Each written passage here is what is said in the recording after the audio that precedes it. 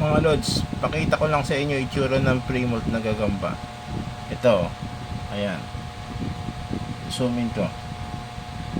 Ayan. Mga ganyang forma, pre-molt na yan.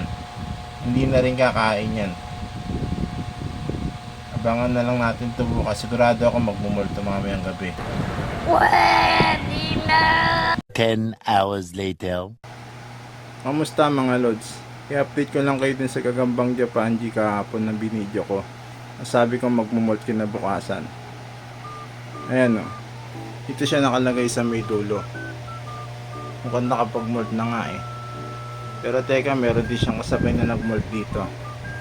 Ayan o. Pero hindi ko naman na-video to kahapon eh. Kaya ito na lang ipapakita ko yung nandito.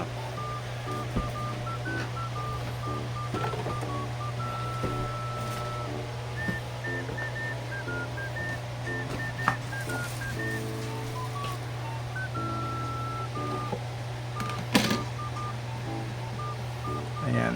Ayan yung pinagmoltan niya mga lods. Tapos nandito siya. Ayan. Kung mapapansin niyo mga lods, ang laki ng pinayat niya kumpara din sa sukat niya kahapon na mataba. Saka ang haba ng galamay niya ngayon. Sa ngayon mga lods, di ko pa pwedeng galawin to. Mukhang katatapos lang niya magmult eh. Ayan o.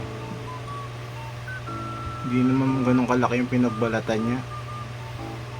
Pero sa tingin ko malaki tong gagamba na to. Bola lang yan. Hanggang dito na lang muna mga lods. I-update ko na lang uli kayo. Paalam.